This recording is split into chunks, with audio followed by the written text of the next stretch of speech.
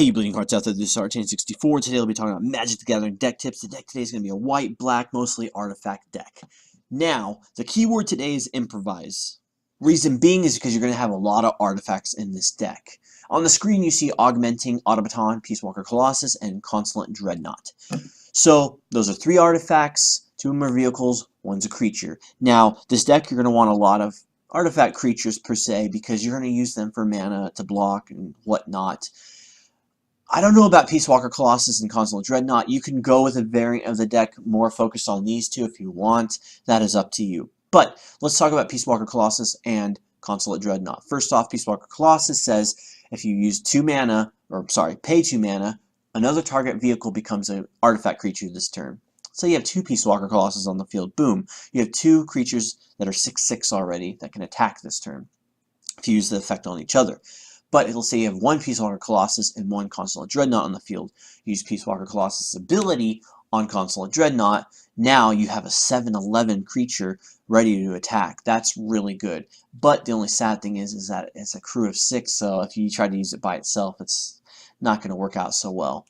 That's just one way to do it. It might be too clunky if you go with the vehicle schematic there, but if not, I would say just use a bunch of artifact creatures. Speaking of creatures, we have Herald of Anguish. What makes this really good is it has Improvise. So, technically, if you have 5 artifacts on the field, you tap each one, boom. You can play this for 2 mana.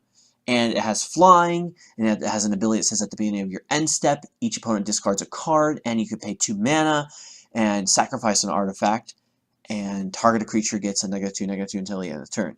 And it's a 5/5 to boot. Card that I don't have on the screen here, 2 of them actually. Paradox Engine and Inspiring Statuary. Those 2 cards are really good. And they're really probably needed for a deck like this. Why? Because Paradox Engine says when you play a spell, untap all your permanents on the field. You're probably going to be using your artifacts for payment a lot with Improvise, and you're going to want to be able to untap them. Paradox Engine is perfect for that. Inspiring Statuary basically just gives everything Improvise that's a non-artifact. Just a side note, this is not really that big of a deal. If you really want to implement of improvement, it's all right on its own, but when it's sent to the graveyard, you could draw a card. You could sacrifice this with Herald of Anguish's ability. You can draw a card and give the creature -2/-2, which is an okay combo, but not the best. But let's talk about these 2 abilities on the screen. Now we have Renegade's Getaway. Let's talk about that real quick. It gives a target indestructible, any permanent by the way, and until the end of the turn, and create a 1/1 colorless circle creature token to boot.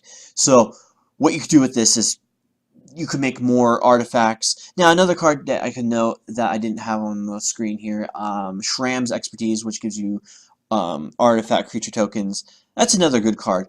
The cards that make creature tokens that are artifacts is really good for this deck too because you can use them as payment as well for Improvise. Then we have Battle at the Bridge, which is really good. It costs X +1 swamp. It says as Improvise, target creature gets a -X until the end of the turn, and you gain X life. Really good card. Just be careful though, because if you use all your creature artifacts, you're going to have nothing to block with. Unlike, let's say you have Paradox Engine, another card again I keep telling you about, it's not on the screen, which says if you play a spell that untap all your permanents. So if you think about it that way, you could play this and then it'll untap them anyways, I believe, unless the timing's off. Quote me on that. That's about it. This is a little deck I threw together I actually would like to make. I think a lot of people are going to be using this deck because Improvise is really powerful and there's so much potential in it. And tell me what you think in the comment section below. Is there anything that I missed? Is there anything I messed up on? I want to know. And I hope you guys enjoyed this video. I love you, and I'll see you in the next video.